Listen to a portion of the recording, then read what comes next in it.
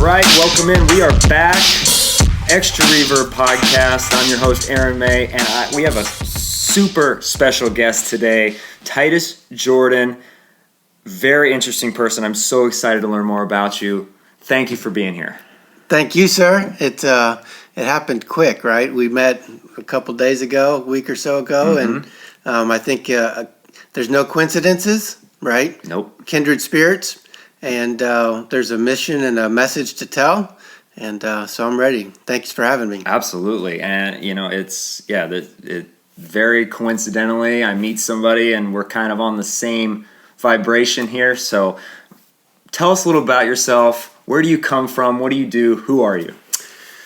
Oh, let's see here. So October 2018, I discovered my heart, and Glow Growth and Development was birthed. It's been a journey. That was out in Colorado. I grew up here in Sarasota, moved to Colorado in 99, stayed out there for 23 years, and I'm now back in Sarasota. But yeah, 2018, Glow was created. I discovered my heart, which I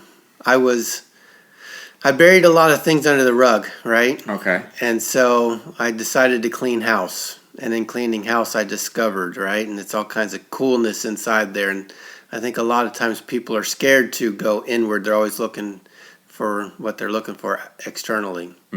So anyway, started coaching and consulting, talking transformation, teaching, guiding, and just stepping into a miracle after miracle, a better life every moment. That's awesome. That's awesome. So I'm really interested in this. I've seen it. I've read it. You've said it to me. You have a very specific time that you discovered your heart. What transpired? Like, what was that moment? What happened? And what do you mean by that? So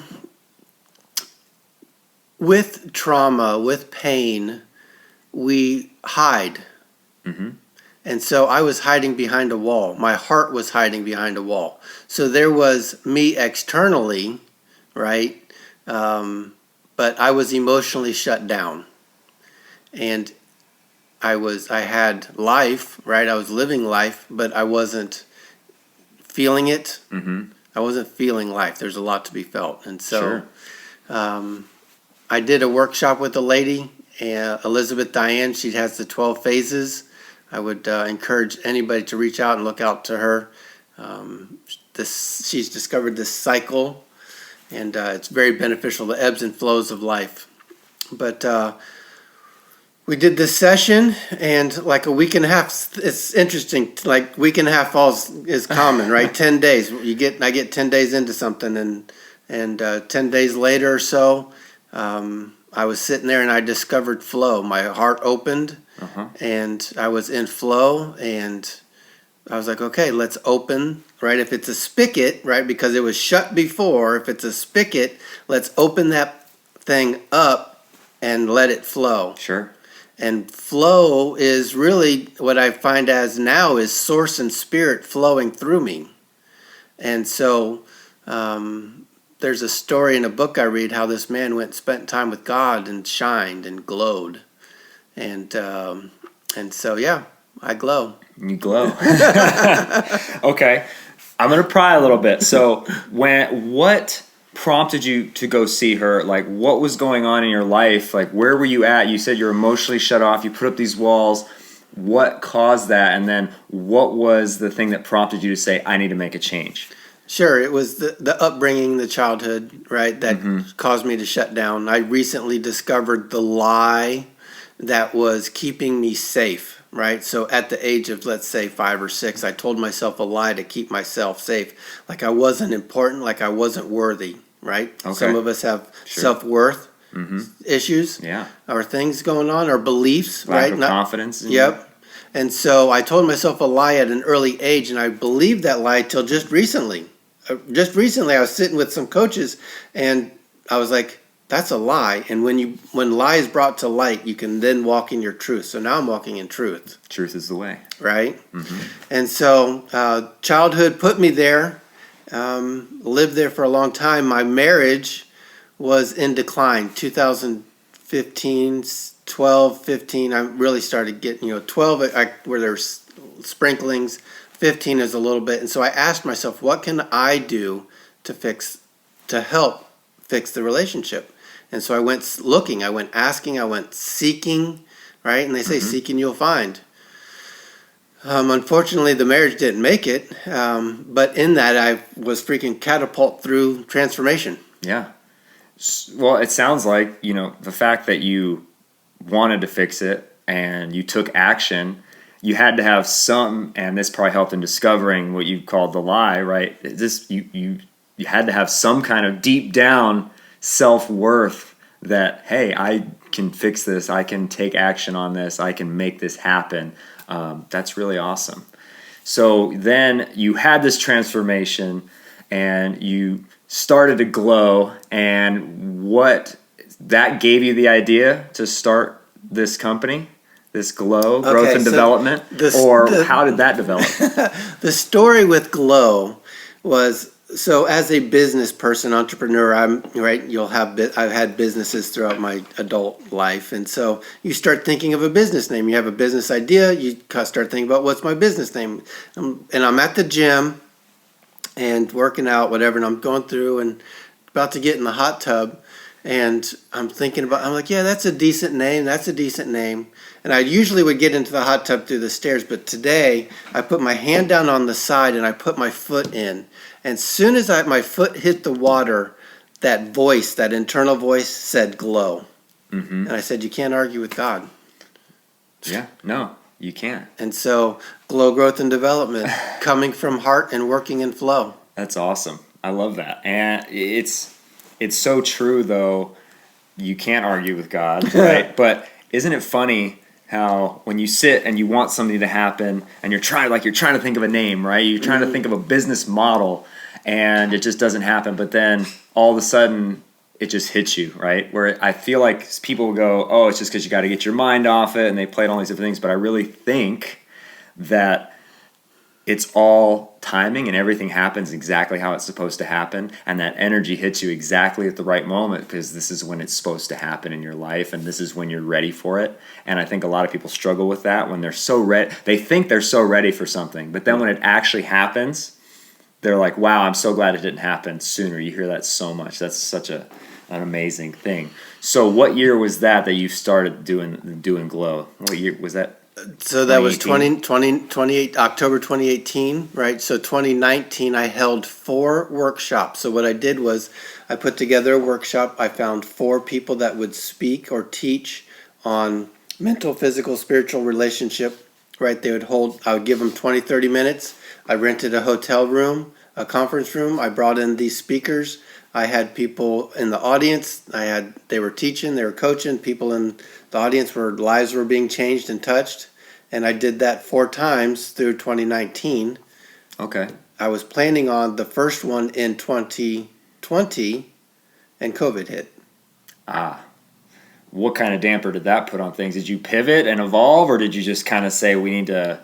I haven't had shut down. I did have another workshop later on, and it still was one of the things that I've learned or made the choice and the decision on was that I'm going to do and act as if or irregardless, right? If one person shows up, then that's an opportunity for one life to be changed. If a whole bunch of people show up, then great. Irregardless, I'm going to go do and be.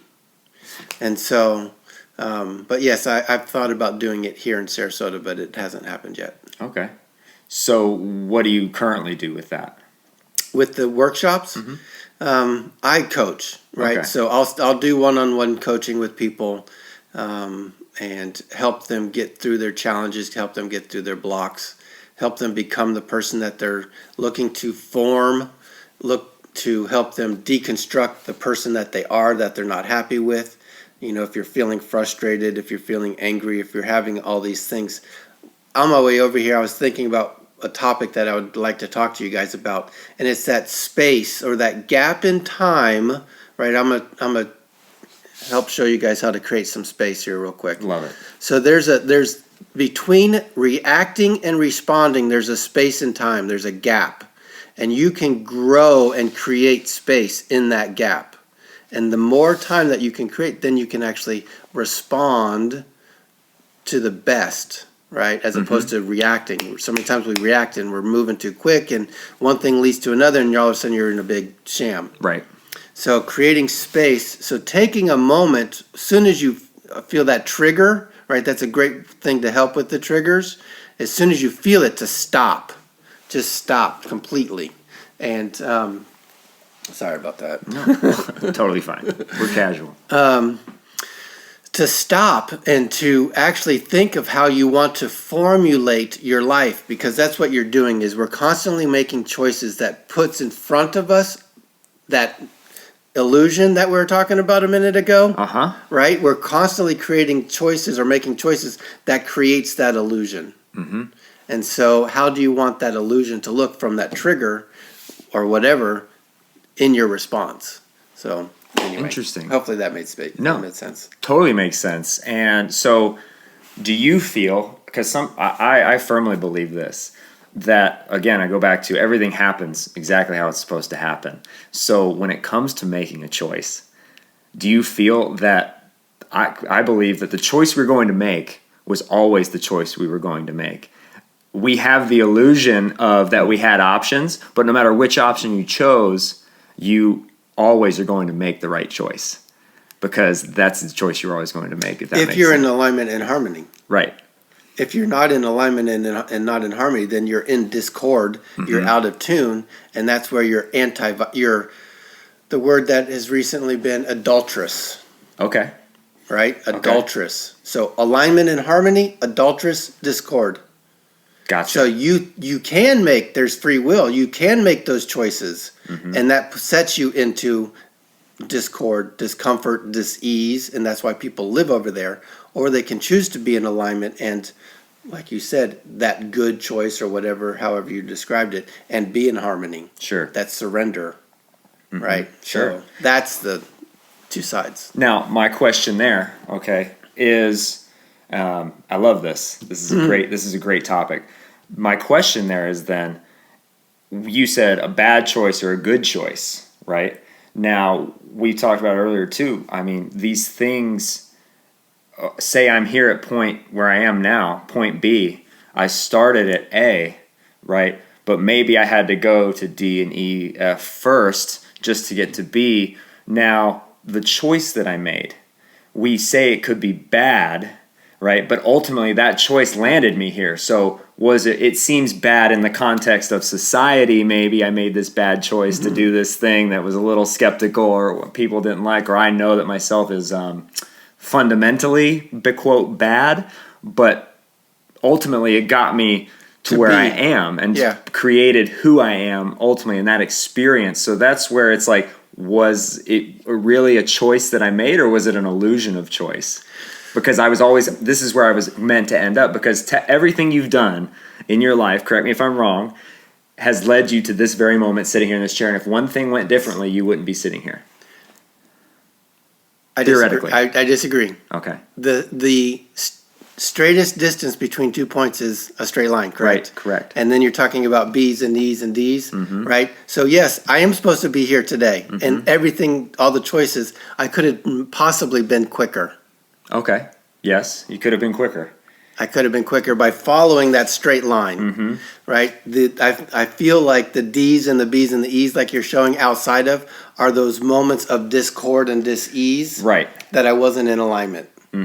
Out of alignment, right? And if we are in flow, it is that straight line. But there very rarely, as in the human experience, are we able to stay there, right? I would love to do that, but me too. But it's sometimes you need a beer, man.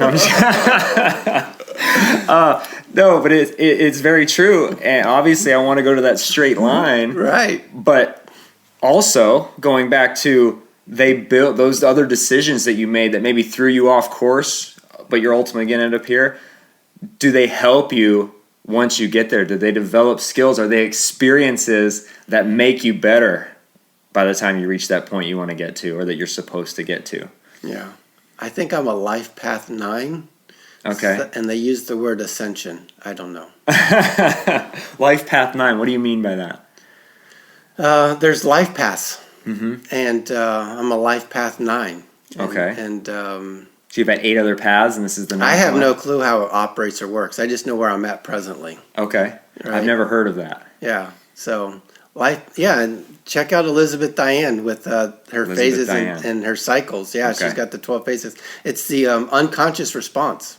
She has actually figured out a system that shows those unconscious responses, like you're talking about, Mm-hmm. that we make those unconscious responses. If we would just follow that ebb and flow, it would be Go with the flow, man. so much easier. That's it. And it's something I really actively try to do. Yeah. Personally, and sounds like you do as well, where it's like it's very easy to try to push things away, and I try to catch myself, and even if it's something like whether it's a preference or something my wife and kids do and I really feel like doing it, I'm just like, you know what, I'm not going to push it away just because I don't feel like it. I'm going to do it, and we're going to see where it takes me. I'm just going to go along for the ride, right? Yeah.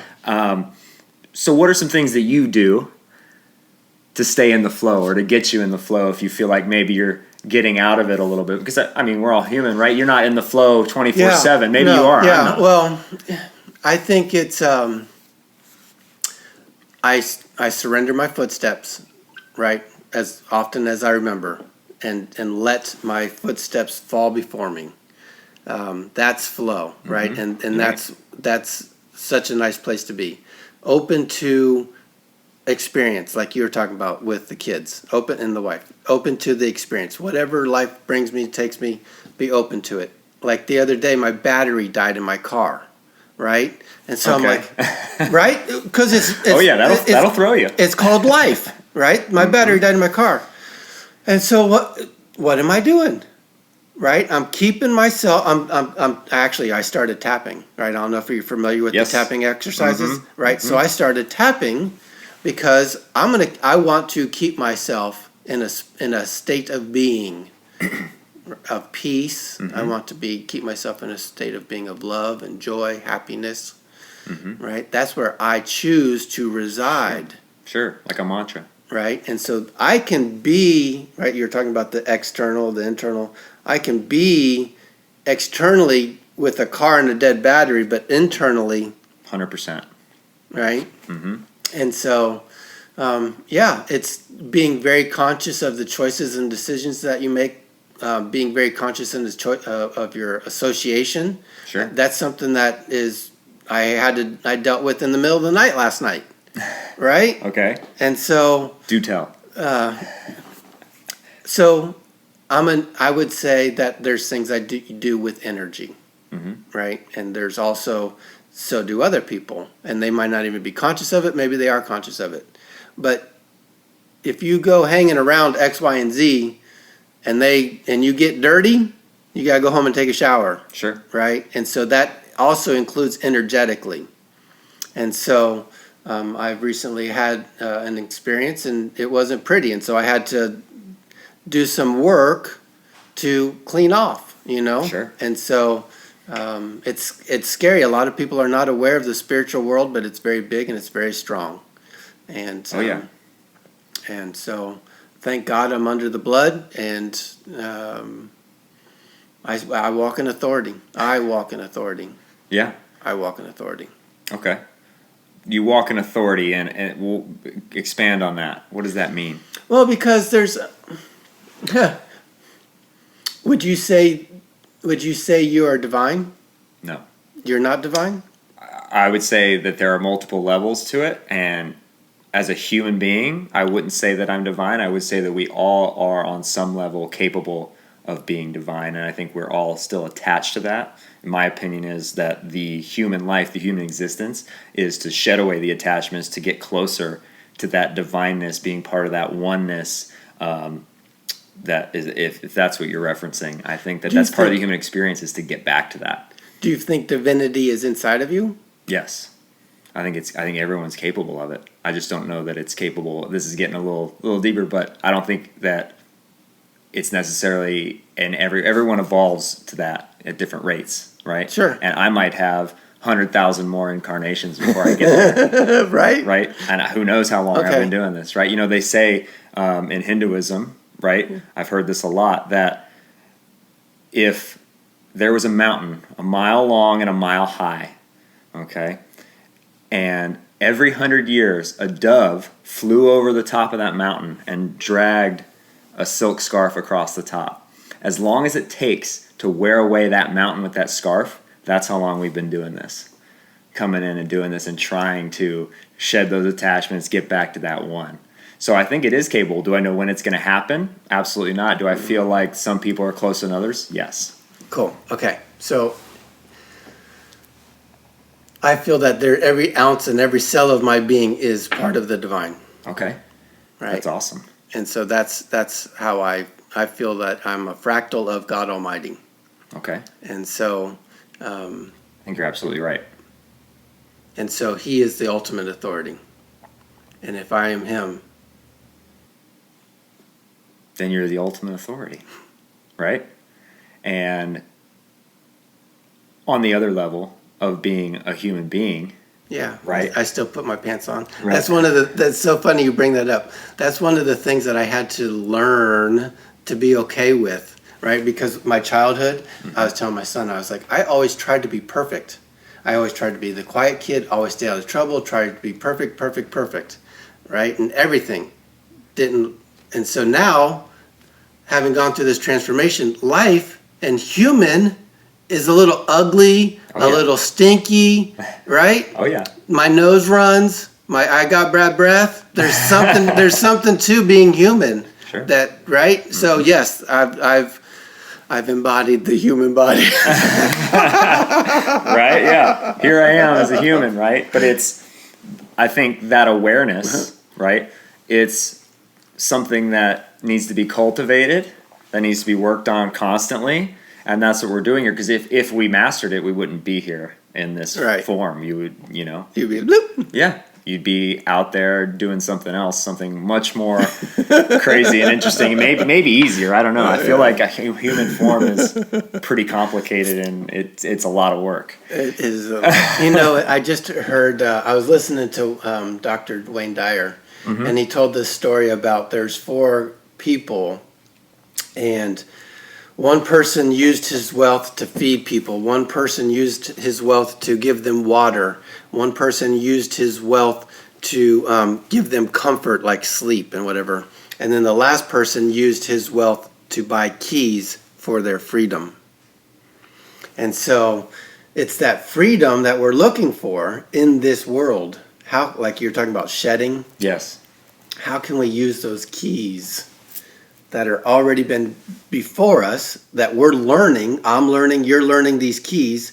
How can we acquire these keys to have that life that we're looking for, the bliss or however you, euphoria, however however you're describing it, how can we get there? How do we get there, right? And I think that there are different methods people use, right? Going to church, praying, we talked about.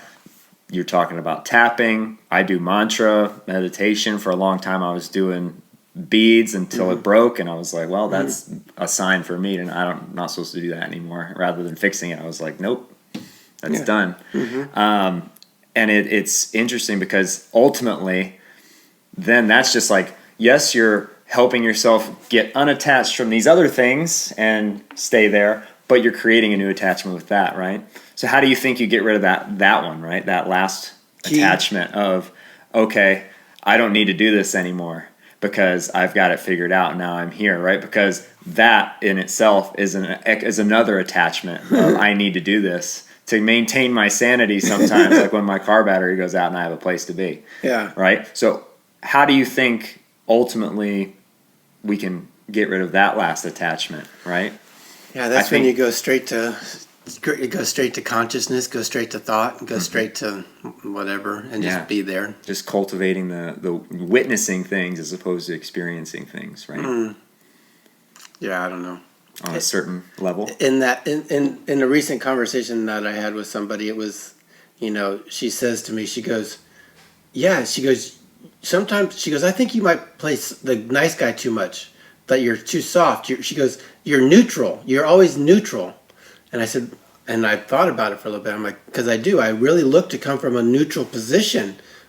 to every new experience, to every new encounter, to every new moment. If you can come from a neutral place, right? I think that's my choice anyway. Sure. And so, yeah. Anyway, I don't know. It's interesting. It's interesting to me that you say neutral, because a lot of times you hear, especially with like entrepreneurs and people that have had a lot of success with business side of things, right? That definition of success, monetary success, and they always talk about how they say yes a lot. They never say no to an opportunity, right? And that's not something that I believe in, is 100% being a yes man and saying yes all the time. I think that there is some truth to that, but I think also we get so far away from just following our intuition and going like, oh, what could come of this? And then you start thinking, the reel in your mind's going, this could happen, this could happen, this could happen. Instead of just quieting down, coming at it from a neutral place, does this feel right or does this feel wrong? And I feel like you should base your yeses and nos off of that. Like if something doesn't feel right, then I'm probably not going to do it, even though it's like, my intuition says no, but my mind says, oh, but what an opportunity, right? But there's like that little thing. It's like, no, something's off. I shouldn't do this. And I feel like the yeses can get you in trouble sometimes. It's so funny having been, the length of time that I have, a couple years, right, of being in tune and listening to the body, like you're talking about a week or so ago. I caught myself in the intellect and the logical mind trying to figure something out, right? Oh, I could do this, right? I could do this, and I can move here, and I could do that, and I can shuffle here, and do this, and I was manipulating the pieces in my intellect and my thought, trying to acquire something, trying to get something done, trying to go somewhere, make it happen. Yes, and I was like, ooh. I'm like, why am I doing that? I'm like, hold on. I'm like, I've got all these other resources and these tools over here. Let me just quiet down. Let me just breathe. Sure. Breathe. And let's go at it from that perspective. Yeah, the right thing will present itself. Yeah. Right? Yeah. And it's funny because a lot of times mentally, the right thing, it doesn't seem like the right thing for your brain. Your ego or whatever it is says like, no, I'm not going to do that. But it's inside, you're going, I should do this. It's scary. It's usually really scary at first. The more and more you do it, it becomes less scary. But when you first start to go with that, and it's very scary, because that gets you back to being in the flow, right? When you start just listening, you feel that? The more you listen, the more you're in the flow? Yep. Yeah, absolutely. It's that faith step that you have to take, right? And once you take those faith steps a couple of times, and you're like, okay, I trust that it's going to work. And you just jump in at that point, right? And then you're just like, oh, this feels so much better. Right? Right? This feels so much better. I think when you're talking about that, we were talking earlier about the A to Z correlation and going through the different B's and D's and F steps. Yes. It's like the balloon, right? Letting go of a balloon and letting that balloon float through the air to its destination, right? And we'll say God, universe, whatever. You internally have a compass, irregardless, inside of you, not even externally. And so you, as that balloon, knows where Z is at. And you'll get there, right? Right. And that's the other thing, too. It's really tough today. There's so much social media, looking at other people, what they're doing, comparison to I look at this person, and it's all not real for the most part anyway. It's all staged or fake. And people compare themselves to other people. Oh, they're here, and how I got to do this, I got to do that, when you can't compare yourself to that person or even where they're at, right? You don't know where they came from. You have to compare yourself to where you are right now and look at that person. I actually was just talking about this the other day. I can't look at Jeff Bezos on Amazon and go, man, I'm a failure because I don't have a multi-billion-dollar Amazon enterprise, this huge conglomerate that's taken over the world. No, I need to look at where he started, right? And if you look at it back in, what was it, 1998 or something, he's in his garage, like on a little flip out table. And you're going, oh, now I don't feel so bad. And I think people get caught up a lot in that comparison and feeling like they have to do this for external. And the more you can just say, you know what, I don't really care. Screw what other people think. I'm going to do this, and they're going to see in the end what I was talking about, right? The greatest things that I've seen, that I come across, that are people changing the world, making a real impact, everybody thought they were crazy, right? Look, Kanye called his career. Everybody was like, who is this guy? He's going to be a producer and a rapper, and he's going to be the best ever, and he's going to marry, and he says in his song, I'm going to marry a porn star, right? And he's going to do all this kind of stuff, and here we are. He did all of it, and now everybody's like, oh, what a genius, right? Well, I mean, now technically they're like, wow, this guy's nuts. He fell off the deep end. But he always ends up doing exactly what he said he's going to do, and you're like, how did he even do that? So I feel like people can't see the vision. You have to execute it how you see it, and that's when they'll know that what you're talking about. Yeah. And feel, and they'll respect it, or whatever. They'll understand. It's interesting because early on, I would talk to people, right? I would tell them, I'd share with them that dream and that vision, or even not even the dream and the vision, maybe just my abilities to kind of help wherever they're at. Mm-hmm. And I got the sideways glances, right? Like, what? Oh, yeah. What? And so fairly early on, I learned just not everybody's going to have the capacity to understand what I'm talking about. Right. And just accept that. There's different parts of their journey, right? And it's just like, who are they to even judge it, right? Who am I to worry about what they're thinking, right? They're going to see. That's always. So to shift back a little bit, when you're working with someone, when you're mentoring, coaching someone, where do you start? Like, where do you come in at with them, like, to help them? Where do you usually start? What is something that kicks it off? What do you look for in a person that you're coaching? Well, so I typically do like an intros, right? We'll sit down to even see if we're a good fit to work together, right? Because I've had clients that it doesn't work, right? We're not a fit, and so don't do something that's not going to make sense. Sure. And then I ask, what is it that you want? What are you looking for? And they'll tell me, I'm going through this, I'm dealing with this, I want this. I'm like, okay. And then it's really a lot of, I facilitate space to help people find what they're looking for within themselves. Okay. Kind of like what we're trying to do with this podcast, giving people space to talk. So it's not therapy. No. It's like self-discovery, assisted self-discovery. Yes. I've recently I've said I'm a development coach. And I'm like, and I was like, so I tried that on a little bit, development coach, performance coach, right? Mm-hmm. So anyway, I'm still trying to figure it out. But basically, what are you looking for inside of you? Let's discover that. Sure. Like a mindset coach or something. Yeah, like even beyond mindset. Yep. It's crazy. If my clients are willing, I will work very deeply with them, right? I do, like I said, energy work. I help with recoding, right? There's NLP. There's different things. So, yes. So what does that entail? What would be an example of something you would do to help someone with that? With recoding? Yeah. Well, first, it's like the phone, right? Well, it's like the phone. If your phone was acting up, right, back in the day, and it was glitching out, and you wanted to reset it, reboot it, you could and 2 or 3 buttons push, and your phone's going to be back to new, correct? Mm-hmm. Think of yourself that way. Okay. And so if life and I am that way, I can create and code the life in front of me, then what's the story that I want to write? And let's sit down and start writing that story. I start with their health. I start with their relationships. I start with their work. I start with time and money freedom. And let's script out that ideal life that is buried inside of you, that is looking and longing to come out. Right.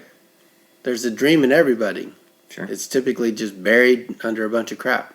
Old beliefs, old paradigms, old whatever, narratives. Or even a disbelief that they think it could happen.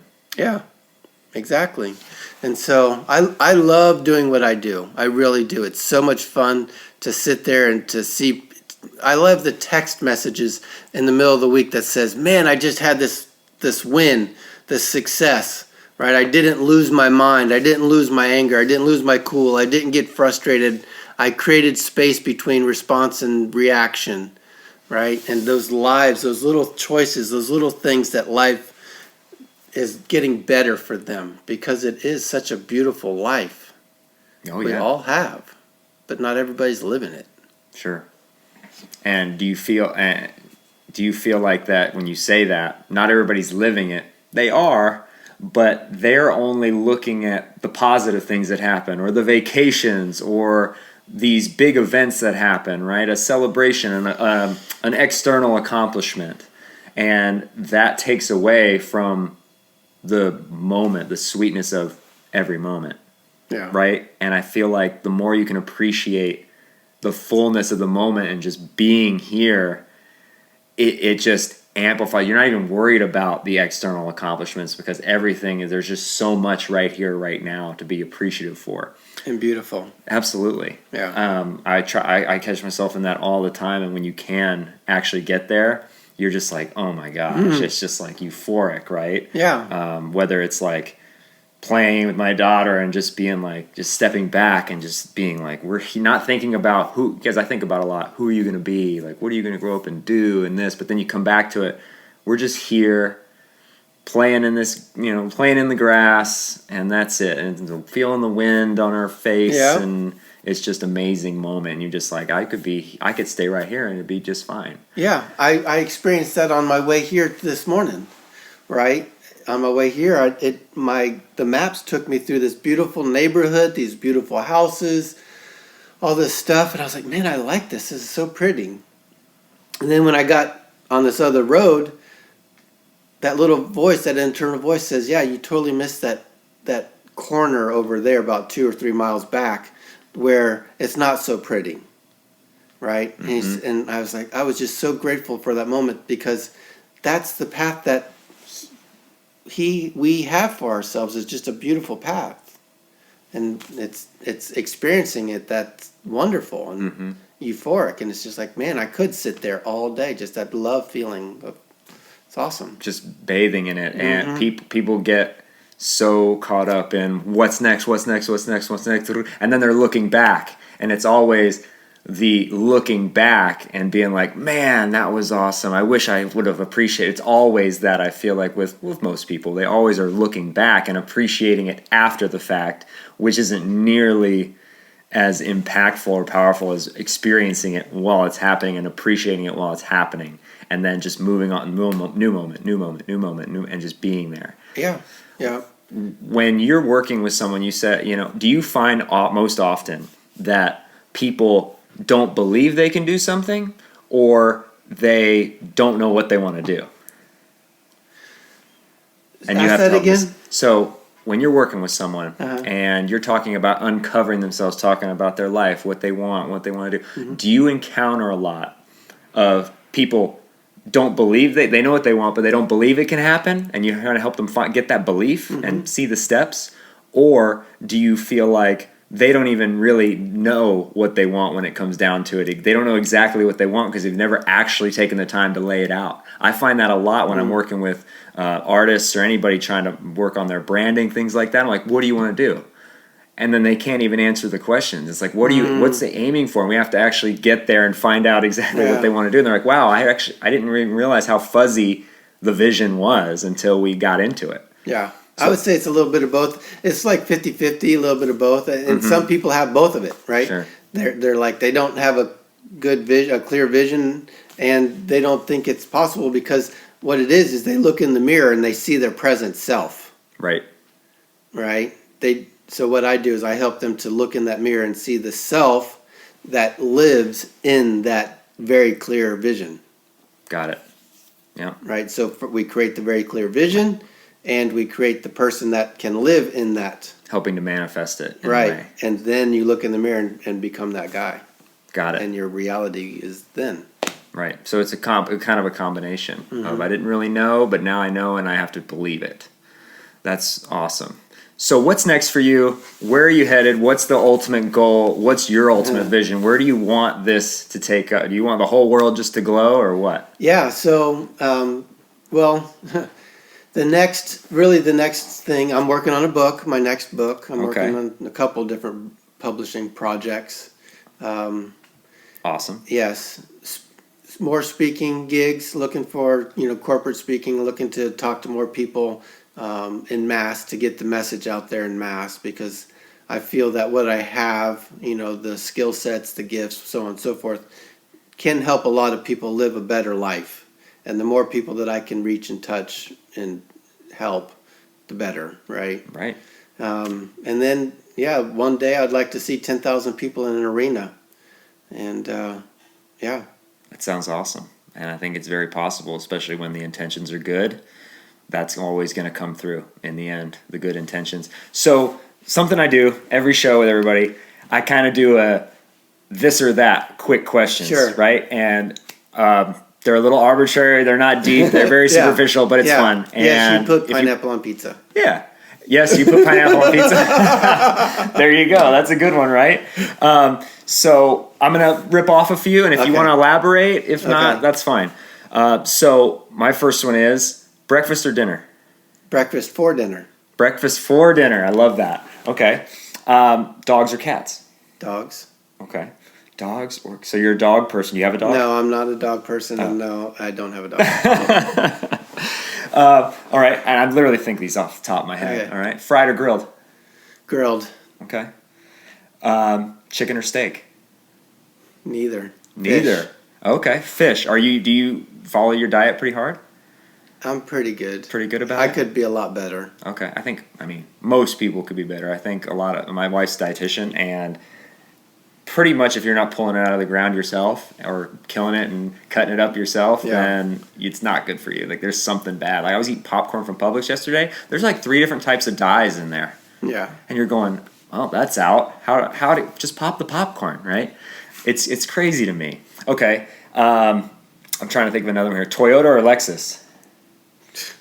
Both. They're one and the same. They're the same. I just, some people like the 470, other people's like the 4Runner. So, I would say Lexus. Okay. For sure. It's the higher brand model. It's the same. The same family. You want the pretty sister or the ugly sister? I'll take the pretty one. Wrangler drivers might differ with you, right? They Wranglers. The Jeep Wranglers, and I personally love a good old beat up truck. I love that rather than the shiny new.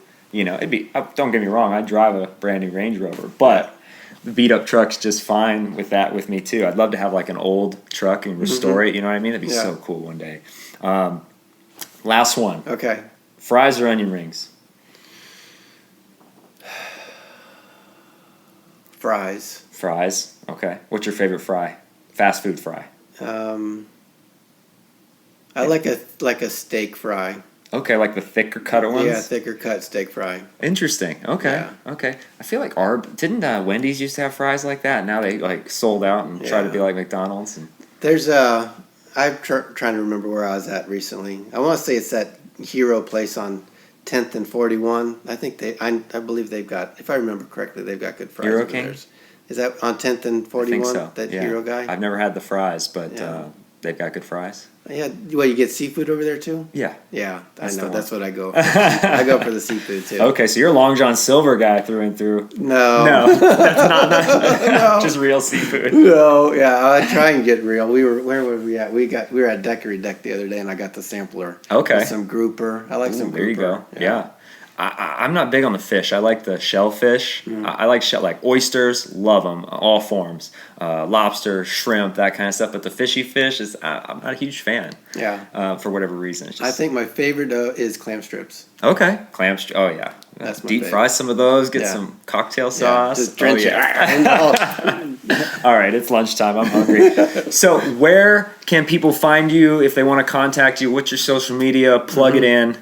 Let's get you linked up. TitusJordan.com is the website. There's a link tree down at the bottom. Titus Jordan on all social media. Titus Jordan Glow will pop. podcasts, it'll pop all the good stuff. Google, it'll be there. Okay. All over. Awesome. Yes. Well, we really appreciate you coming on. It's been an awesome conversation, Yes. and I can't wait to see what happens with Glow. I want to see more people glowing. Sweet. Thank you. Yeah, thank you. Guys, thank you for listening. Follow us, like, subscribe, all that fun stuff. If you want to leave a review, it really helps us to get seen. 5 stars, please. If it's 4, you can take a hike. I'm just kidding. We love you guys. Until next time. Peace. Thank you for listening to the Extra Reverb Podcast. Follow us on TikTok at Extra Reverb.